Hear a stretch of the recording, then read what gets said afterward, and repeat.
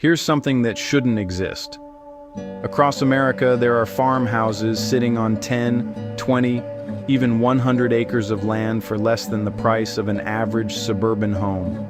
And, many of them have been waiting months, sometimes years, for someone to buy them. Most people assume there's only one explanation. If it's that cheap, something must be seriously wrong with it.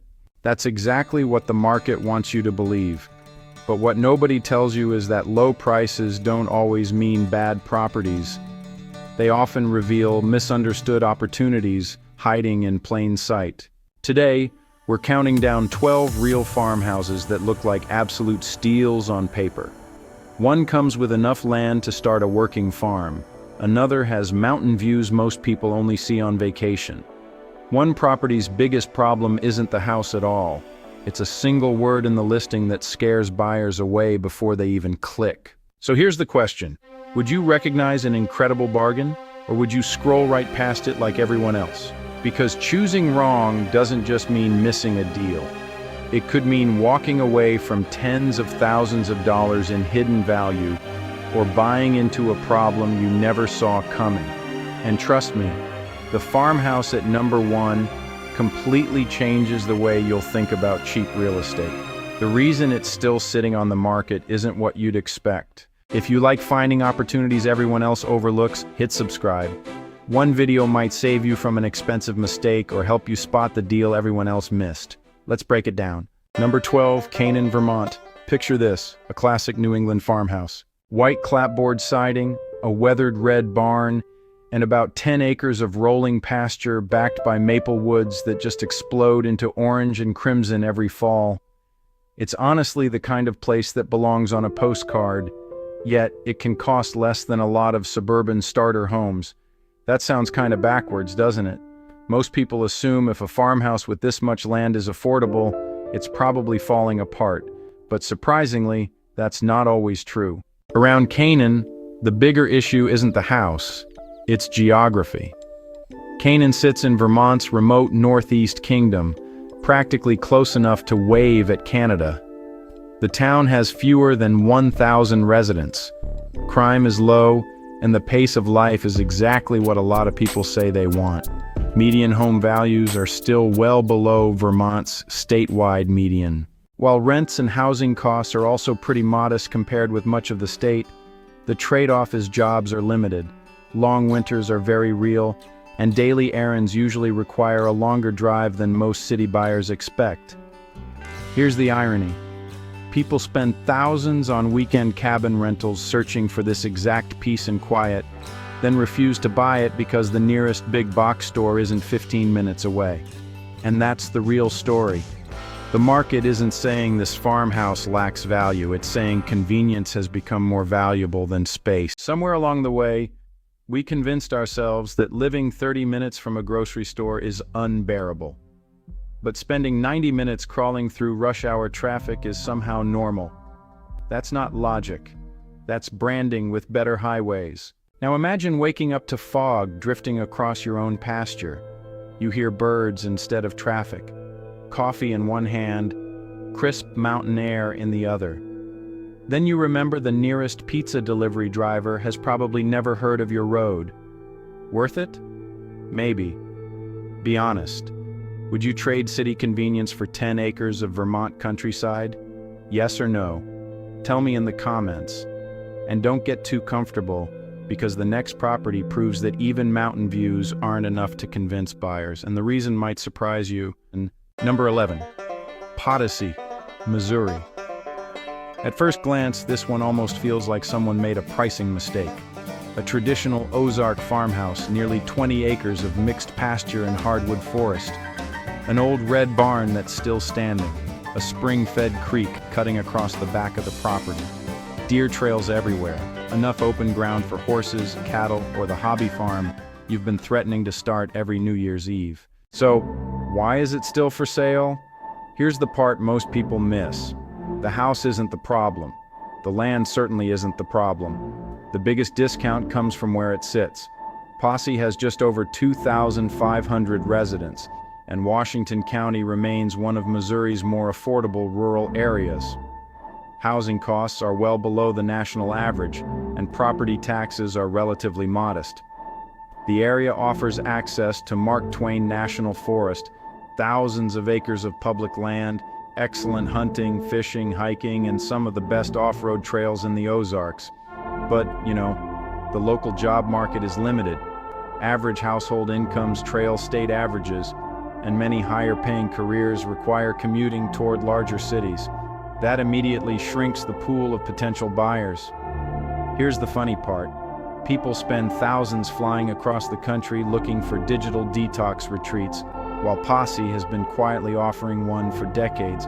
It just comes with a gravel driveway instead of cucumber-infused water. But there is another wrinkle. Many older farmhouses around Posse were built decades ago and often need modernization. Updated electrical systems, newer HVAC equipment, insulation improvements, or plumbing upgrades. None of those necessarily make a property a bad investment, but they do make buyers nervous because, honestly, renovation costs are far easier to imagine than long-term value. Modern buyers have developed a strange superpower. They'll finance an $80,000 luxury pickup without blinking, then panic because an old farmhouse needs a $12,000 roof. Apparently, leather seats appreciate faster than real estate. Now, the math isn't mathing. The real lesson isn't that these properties are cheap, it's that convenience has become more valuable than acreage. For buyers willing to trade a shorter commute for more land, places like Posse still represent one of the better values left in the Midwest. Number 10, Valentine, Nebraska. You know what's funny? Some of the most valuable land in America doesn't look valuable at all. At first glance, this place is just grass. Lots of it. Rolling hills, a weathered farmhouse, a few outbuildings, maybe a windmill turning in the distance. If you're expecting dramatic mountains or postcard lakes, you'll probably keep scrolling. That would be a mistake. This farmhouse sits near Valentine, Nebraska, a town of roughly 2,600 people tucked into the heart of the Nebraska Sand Hills, one of the largest intact grassland ecosystems in North America. The property offers around 30 acres of pasture, mature cottonwoods, room for livestock, and skies so dark you can actually see the Milky Way without squinting. It's peaceful in a way that's becoming surprisingly rare. So, why isn't everyone fighting over it? Well, because most buyers see middle of nowhere before they see opportunity. Valentine has a cost of living below the national average, relatively affordable housing, low property taxes compared with many states, and it serves as a regional hub for ranching, healthcare, and tourism, thanks to attractions like the Niobrara National Scenic River and Smith Falls, which is Nebraska's tallest waterfall. But, employment options outside agriculture, healthcare, education, and tourism are really limited. The nearest larger cities are hours away, and honestly, that's enough to eliminate a huge portion of today's buyers. People dream about escaping the rat race until they realize escaping the rat race also means escaping Target. Somehow, we've convinced ourselves that happiness requires a coffee shop every 3 blocks. Somewhere along the way, peace and quiet became something people only want for 3-day weekends. The rest of the year, they voluntarily sit in traffic, wondering why they're stressed. Humanity is a fascinating experiment. And here's something most people overlook. The sandhills aren't ideal for intensive row crop farming because of their sandy soils, but they're among the world's premier cattle grazing regions. That means a property some buyers dismiss as empty land can be exactly what a rancher or livestock owner is searching for. Same acreage, completely different value depending on who's looking. Remember that Vermont farmhouse where convenience beat acreage? Same story, different landscape. Turns out buyers don't just purchase land, they purchase the lifestyle attached to it. Quick reality check. 30 acres, 2,600 neighbors, 1 Walmart? Nope. 1 million stars? Pretty close. Sometimes the upgrade isn't adding more stuff, it's subtracting more noise. And that's what makes Valentine so interesting. The market hasn't necessarily undervalued the farmhouse. It's priced according to a lifestyle that fewer people think they want until they actually experience it. The real question isn't whether this property is worth the money. It's whether you're willing to trade convenience for freedom. Number 9, Roundup, Montana. 40 acres in Montana for about $269,000. That sounds less like a real estate listing and more like someone, forgot to type an extra digit. The farmhouse isn't flashy, but it doesn't have to be. It's a solid ranch home, a large machine shed, fenced pasture, wide open grazing land, cottonwoods lining a seasonal creek, and enough room for horses, cattle, or, honestly, just enough privacy that your closest neighbor might be an antelope instead of someone borrowing your lawnmower without asking. Most people assume property this cheap must have a fatal flaw, but not this one. The surprise is that the land itself is incredibly valuable to the right buyer. Roundup sits in central Montana, a town of roughly 1,800 residents surrounded by ranch country.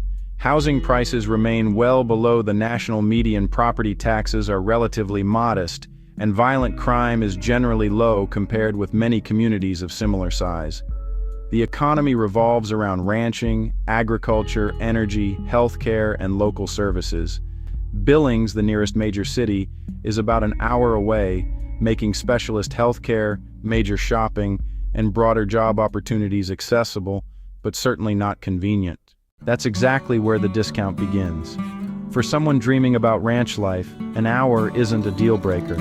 But for someone accustomed to city living, an hour to Costco feels like, well, crossing the Oregon Trail. And here's another factor buyers don't always consider: insurance. Large rural properties in parts of Montana can face higher insurance premiums because of wildfire exposure, severe winter weather, and the distance from some emergency services. None of those automatically make a property risky, but they do increase the cost of ownership enough to make some buyers hesitate before they ever schedule a showing. Here's the irony. People spend years saying they want more space. Then they finally find 40 acres and complain because food delivery doesn't cover the zip code. Modern convenience has become an addiction. Somewhere along the line, remote stopped meaning peaceful and started meaning, wait, I actually have to plan my grocery trip. We've built entire lifestyles around convenience, then wonder why owning land feels impossible. And here's what makes this property fascinating. The farmhouse isn't sitting unsold because buyers think it's overpriced. It's sitting because the lifestyle asks for something many people aren't willing to give: distance, planning, and self-reliance. For the right person, that's freedom. For everyone else, it's just too far. Funny how those two phrases can describe exactly the same place. Number 8, Jamestown, Tennessee. Imagine buying 25 acres in Tennessee for less than the price of a small suburban house. Sounds like one of those internet scams where the next screen asks for your credit card number.